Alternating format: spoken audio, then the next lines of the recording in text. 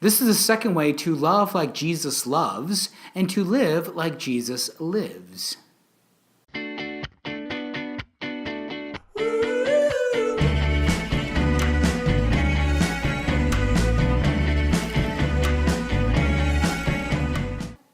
I said I would share with you 3 forgotten counsels on how to live the Christian life.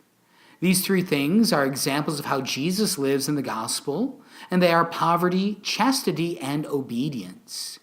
We've spoken about poverty, about how our detachment from material goods helps us to be free to love others.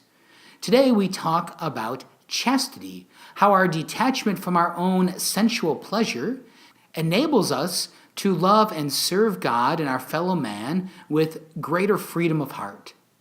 You see, when we're concerned about our own sensual pleasure, our comfort, our enjoyment, when that's the primary concern of our life, we are not free to love God and our neighbor as we should.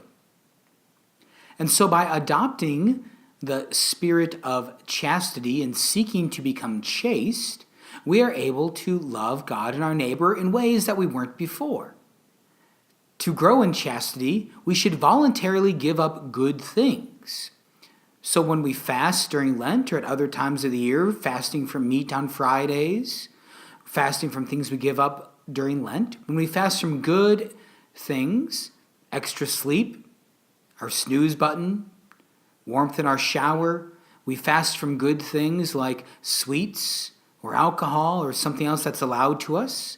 Fasting from these good things allows us to discipline our sensual desires, so that way we're free to love others and love God the way they're meant to be known and loved. Chastity should also include our denial of illicit pleasures that we shouldn't take, pleasures that we shouldn't have because they're sinful and not allowed to us.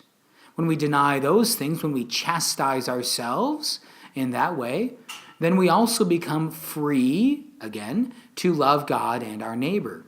The soul who is chaste, the person who is chaste, the man or a woman who becomes chaste, who grows in chastity in Jesus' own example, does not worry about what someone gives them.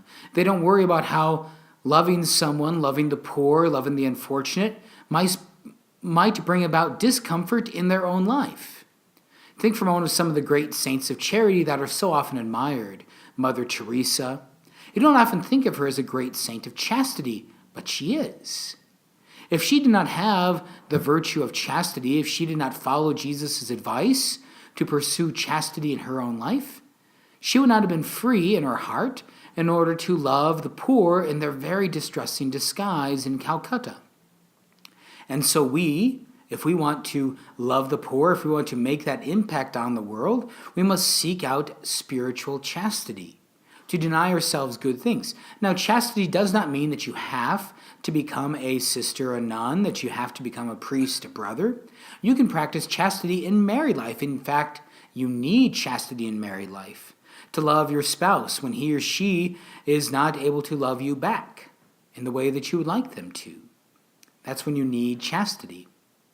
Another great way to learn about and to grow in chastity is the Angelic Warfare Confraternity. This is a great devotion from the life of St. Thomas Aquinas that we enroll in here. Ask me about the Angelic Warfare Confraternity if you want to know more about chastity, or watch our bulletin, our newsletters to see when we might have a future enrollment. It's a great gift to pursue chastity so that you can love others as Jesus loves them, that you can live as Jesus lives. God bless you, and I love you.